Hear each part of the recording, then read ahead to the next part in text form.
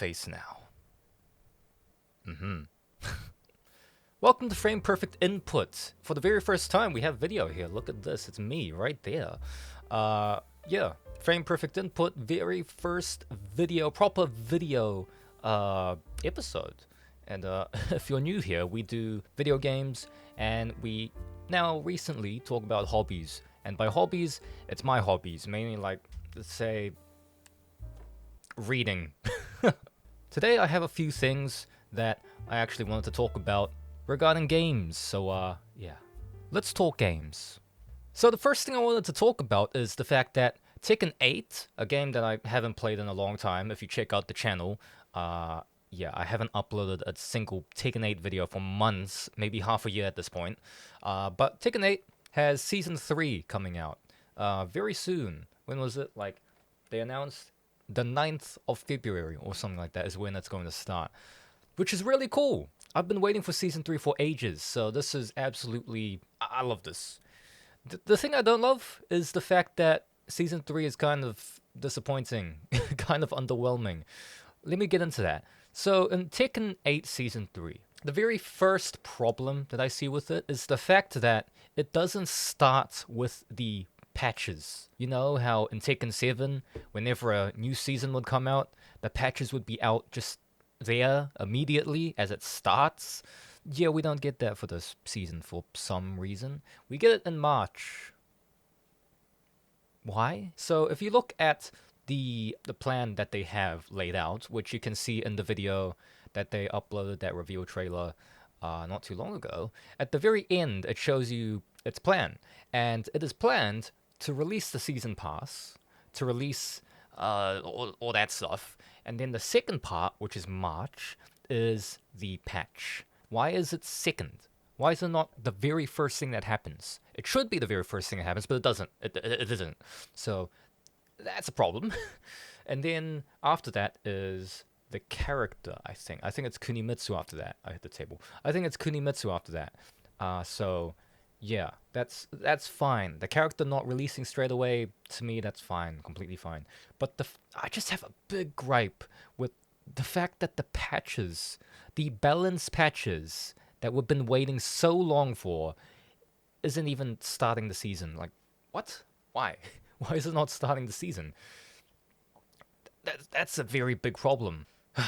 Anyways, second problem, I am disappointed with this list of characters. Kunimitsu, I expected to come back. I mean, who didn't? She was insanely popular in Season 4 of Tekken 7, and also a bit of a problem in Season 4 of Tekken 7. But, you know, we expected her to come back. Maybe not this late, but she's back. So there's that. I don't like her design that much. I don't know, something just doesn't work with me. It could be the fact that it's not purple anymore. The colors are fine, but something about it just doesn't click for me. It looks not, it doesn't work together, all the different parts. That's just me though. So, you know, that's just my feelings. But yeah, Kunimitsu, I do like the character. I like the voice actor. But with the history of the character from Tekken 7, and also the fact that I wanted someone else, it's just not what I expected. There's Bob as well, who is the second character to be released in this season pass. I still think Bob should have been a starting roster, a base roster character. The fact that he isn't is a big fucking problem. But yeah, he should have definitely been base. Personally for me, should have been base roster. But, you know, Season 3, sure, why not? Yay, he's here, I guess. Third person, everyone got mixed with that, thinking, oh, it's Marduk. But it wasn't. It was Roger Jr., a jacked up Roger, which is very interesting of a choice. It is definitely disappointing, though, but I guess I'll take a Roger Jr., why not? It doesn't look too good. And then if you look at all the snippets of like the attacks, it's looking kind of concerning. I want to believe in this season, but right now, I'm kind of having trouble, especially with Harada gone. You know, he's not a part of Bandai Namco anymore, a part of the team. So I'm worried, but we'll see how it goes. Maybe I'll go into a separate video. So here's a quick one to add to this. Another piece of news for this gaming segment. PGR, Punishing Grey Raven. Play this game a lot. Haven't played it in recent time because of the fact that Wuthering Waves has been my #1 game to play, but I still go back to it every now and then. Punishing Grey Raven has now appeared on Steam, which is very good, especially for me, because I've been playing this game through its PC client for ever since it launched. When was that? Like 2 years ago? It's on Steam now, and that's very good. So you get all the updates through there. You can launch it through Steam. It's good stuff. I don't know if it works on Steam Deck. Probably not, but it's on Steam. I'll take it. Download it. Another one to talk about that is more related to where I am in the world, my country. So EB Games is a shop that exists over here in New Zealand. At least it did, because it's supposed to be closing down all over New Zealand, and I'm a bit late to the party to actually talk about this. I was supposed to talk about this like 2 or 3 weeks ago, but yeah, here I am talking about it now. So at least I'm doing it. Yeah, EB Games closing down. That's it's insane considering I've had EB Games around just my neighborhood for years, ever since growing up when I was a little kid. So the fact that it is now just closing down New Zealand wide, the whole country, yeah, that's a bit sad, especially since, I grew up with it. But they weren't really selling stuff for good bargains. They weren't really competing. So I can understand that.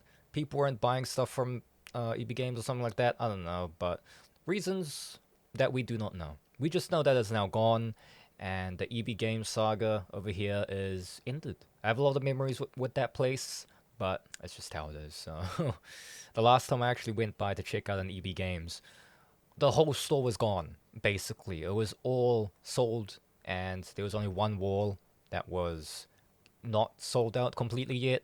But yeah, basically, that was it. It was done. Well, thanks, EB Games, I guess. You were overpriced on a lot of things, but I had some good memories.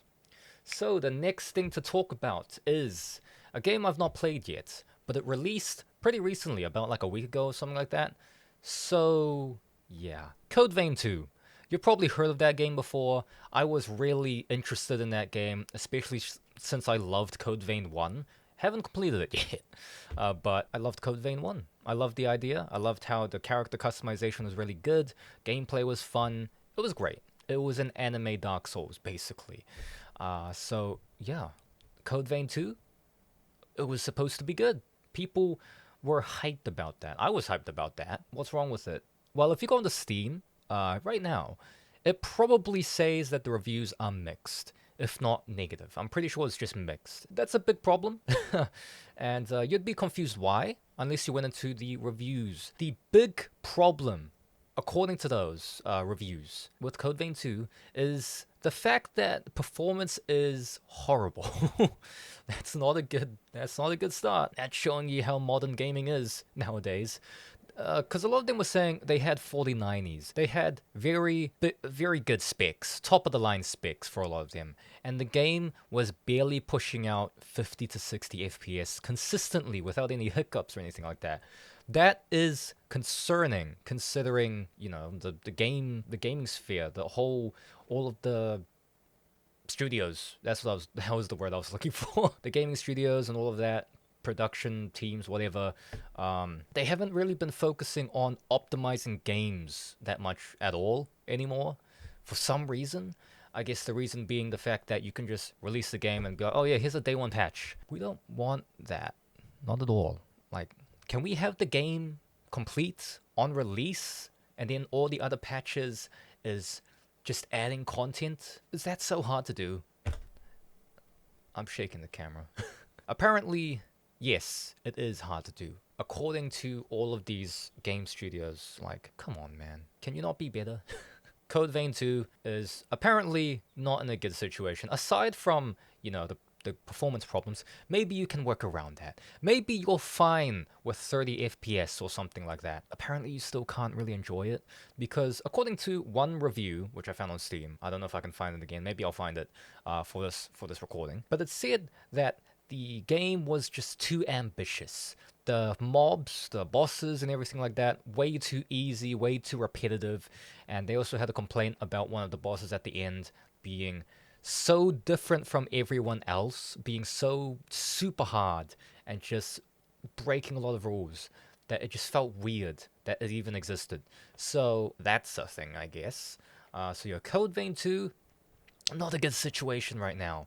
Hopefully they fix it up with some patches, doing something good for it, because I don't want Code Vein 2 to really fail, you know. But it's Bandai Namco. I haven't liked Bandai Namco in recent time, especially with what they did to Tekken 8. I don't really have high hopes, but hopefully they do something good for Code Vein 2, because, you know, it's Code Vein. Oh, and also, if you didn't know, the profile picture for my channel, my YouTube channel, which also applies to my Spotify channel, check it out, at Frame Perfect Inputs. It's Code Vein 1. It's my character in Code Vein 1.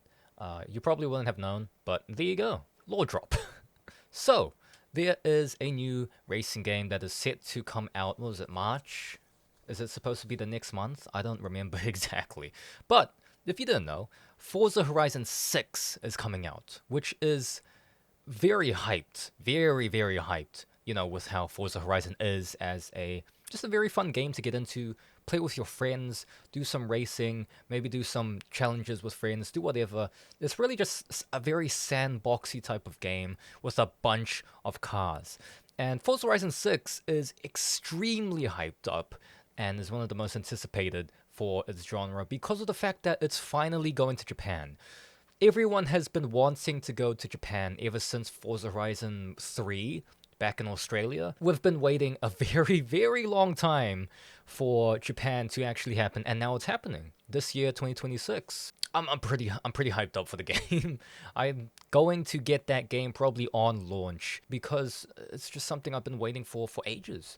Now, I don't want it to fail. I want there to be a lot of Japanese cars, maybe even unknown cars, a lot of the legends. I mean, they have to do it, right? They even showed off Toyota, which has been, you know, very strict, very stringent, not really wanting to appear in any type of racing game. So for them to finally appear properly and be a cover car, Toyota, a cover car, yeah, this might be a really good game. Apparently, the car models are getting upgraded. A lot of them, anyways. Well, a good amount, I'd imagine, are getting upgraded. Probably Japanese. So that is a very big plus because that's been, you know, everyone's wanted that type of thing for a while since we've had these models for ages. So it's good that that's getting changed. Give us some good areas to actually race in Japan, please. A lot of them, please, a lot. We need a lot of good stuff. Give us like I was gonna say like a Forza Horizon 2 type of thing, because Forza Horizon 2 was really good. Personally, was very good. So give us something good like from those good old times before it went into like Forza Horizon 5, where it was kind of bland and open, just not very interesting. Give us the interesting stuff back, please. They have gameplay out. I haven't properly seen it. I've seen a little bit of it. It looks good. Visually is great. And I've heard some car sounds as well. Those ones are very good too for a lot of the cars, but whether or not it's happening with all of the cars, we don't know, but hopefully it's really top quality. We definitely need it after they killed off Forza Motorsport. So I just ask for a great game, please, and not another Forza Horizon 5. That wasn't very fun. Personally, I didn't like it. Give us a good one, please. Right, let's talk hobbies. So let's get into that. So let's go with the smaller one and then the bigger one. Frieren. Frieren Beyond Journey's End Season 2 has come out, finally. It's had a few episodes, and it's already making its rounds across the internet with memes. If you haven't seen the crying Frieren meme, check that one out. I don't know how you haven't seen it if you're an anime fan, but yeah, that one is definitely a very good sign of Frieren still being Frieren, so that's a good thing. There's also a lot of good anime that's supposed to be just coming out. There's also, what was it? Sentenced to be a Hero or something like that. My brother's watching that one, and apparently it's super good. Like the Mushoku Tensei people are making that one. Animation, absolutely amazing from what I've seen. They had that 1 hour episode at the beginning, the first episode I mean. I talked about that in the last episode of Frame Perfect Input, just a little bit. Yeah, Frieren, it's out, it's starting, it's already gaining big traction, and I will be starting watching that very soon. Now, the thing I actually wanted to really talk about is, you've probably heard of it. It's a movie called Iron Lung. That was a very good film. Very, very, very good film. If you look at it from a indie film perspective, it's a very good movie. If you look at it from just including everything, I still think it's a very good movie. It holds its own very well. And the box office, the money that's coming in, I think that's kind of showing you it's pretty damn good.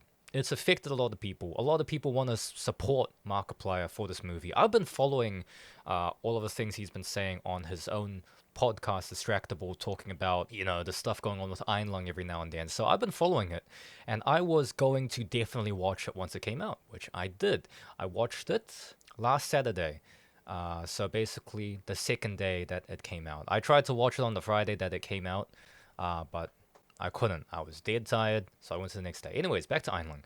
Iron Lung was a very good movie, and why was that? It's because of the fact that it was just made really well. It was paced well, personally to me, because I've seen other people say, "Oh, maybe it's a bit too long, but it's still a good movie." No, I think it was paced pretty well, because it's a suspense horror film, not a jump scare, constantly in your face type of horror film, blaring sounds, just like, jump scare fests. It's not that. There's no jump scares in this film. It's just suspense from the sounds, from the music, the camera work, from the acting, from all of that stuff. It works so well. You can basically see Iron Lung as, okay, I'm gonna say spoilers here. Yeah, spoiler warning. Maybe I'll have a jump here for a timestamp to the next thing. But yeah, Iron Lung, you can split it into 3 different parts. First part being his first dive in, second part going back in and then having that problem where he was basically stranded and having his hallucinations, if you will. That's what I think it was. And then the third part of the film, which was the final rush to try and get the black box that he found in the second half of the film, or second part of the film. I loved every bit of it because, well, if you put into halves, the first half of the film was really slow, building up everything, trying to set everything up. We can tell that Mark's character was a convict because they would say it. We can tell he wasn't like a super bad person. We were told through the dialogue and the lines that he wasn't really supposed to be there. The thing he did wasn't him. He didn't do it. He was innocent. I really liked how it was presented. The story was presented really well. Of course, if you look at it from like other top movies, you can probably do better in some areas. I'm not one to talk. I'm not a movie enthusiast or anything like that. But just coming from me, from my view, my perspective, probably could have done something even more better to pace it better or to present something better. One thing I can definitely praise, oh my gosh. One thing I definitely can praise is the CGI. Personally, for me, the CGI was very good in that movie. There were parts where I feel like it was CGI or it wasn't CGI, it was real. The fact that I am questioning it was very good to me. It felt good because it was like, damn, everything that Mark talked about where he was learning how to do all of these effects, these special effects and everything, you can see it right there. All the stuff he was talking about is right there on the film. I don't know. I'm just fanning out right now. Yeah, it was a good movie. It was a good movie. Honestly, it's hard to explain right now. I feel like it would be better to just watch it, if it's still available to you to watch, anyways. Because I over here, the run for it is about to end. I think at the end of this week, it's gonna end. So if you still have the chance to watch it, go watch it. Please show your support for Mark. Show your support for indie films in general, because it's a good film. It's a very good film. Everything that other people are saying that it is a good film, it's a good film, man. Just trust it. Right, that's it for me. Okay, so yeah, that's the end of this new format. It wasn't done as perfectly as I would have done it. I cut a few corners, but the plan now, okay? The plan now for this version of Frame Perfect Input is that I'm going to drop one episode every week. I'm probably going to drop it Wednesday. Yeah. 1 week, every Wednesday is going to be an episode of this style with video now. It's only going to be video. I don't think I'm going to do audio only anymore. It's just going to be video. Unless I'm doing like a special thing or something like that, then maybe audio will be a thing. But video It's going to be on Wednesdays, and it's going to be just Wednesdays. One video each week. That's how the format is going to be now. We'll see how it goes. Personally, I want to do this because there's more production. I get to do more stuff on the editing side of things. I love editing, and I love video. Perfect. So yeah, that's the end of Frame Perfect Input. Make sure to check out Frame Perfect Input on Spotify if you're listening on YouTube. Hit the notification or whatever you do on Spotify. Or if you're watching this on Spotify, go to my YouTube channel, Misty MST. We have the episodes over there as well. Make sure you subscribe, hit the notification bell, whatever you want to do over there, to follow, to leave a comment. Let me know how you feel about this new format, with what I can do better for this. And yeah, that's it from me. Yeah. Good.